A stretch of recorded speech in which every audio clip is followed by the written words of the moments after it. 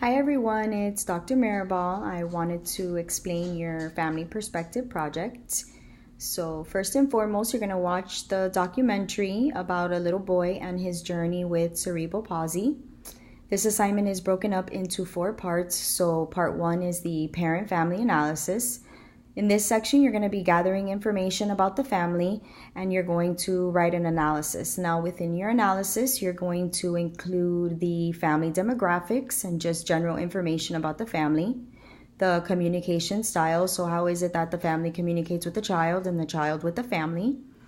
You're going to discuss what the family's views are on disabilities as well as what their views are on family involvement. Make sure for this section that you address the areas in the Hoover, Dempsey, and Sandler's model of parent involvement. You'll also be discussing what the parents' views are on the teacher and parent roles. So who do they feel holds more of their responsibility?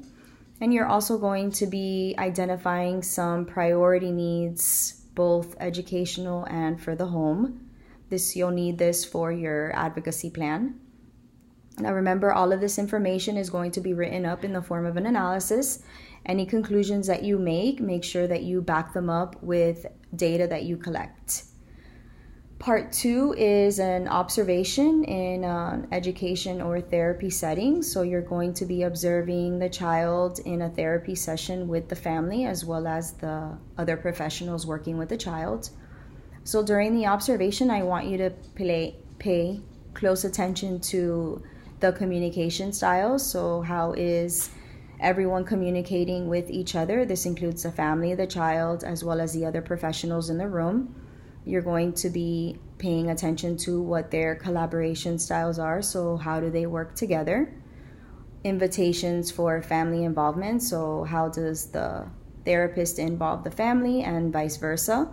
What roles do the professionals and the families play in this therapy session?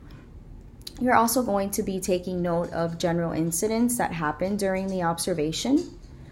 You'll be taking anecdotal notes while you're observing. Make sure that your observations are objective and are free of judgment and opinions. You're writing down what you see, not what you think should happen or how you feel the family should behave. You're simply writing what you see. Then you're going to be writing up an interpretation. So this is going to be the opportunity where you're going to reflect on some of the concepts that I had mentioned that I had told you to pay close attention to. Now make sure that your reflection is based on what you observed. So this is where you'll be using your anecdotals to substantiate what it is that you're saying in your interpretation. Now, part 3 is also an observation, but this observation will be with the family, the child, within a social setting. Again, you're going to pay attention to what you paid attention to in the previous observation. So you're going to, again, focus on the communication style. So obviously it's in a different setting. So how is it that the family communicates with each other in this social setting? What are the collaboration styles? How are they working together, again, within this setting? What roles do any professional or what does the family play within this setting? Any general incidents that happen during your observation. You'll also be taking anecdotal notes where you'll be writing down what you see. You'll be using these anecdotal notes again to write up the interpretation. So you're going to reflect upon what you saw and you're going to use your observational data to write up your interpretation. Now the last part is the analysis and the advocacy plan. You're going to use all of the information that you gathered from the family and you're going to make conclusions. And all of these are going to be based on the family analysis as well as the 2 observations that you took. Now, within these observations and the family analysis, you're going to, again, come up with areas of need because these are the areas that you're going to address in the advocacy plan. The next part of this section is the advocacy plan for the family. Now, based on these areas of need that you identified, you're going to discuss them. What the basis of these identified needs that you claimed they needed. And then you're going to develop a plan on how you can support the family in this area. So what are the recommendations? What is the plan of action so that this family and this child can move forward?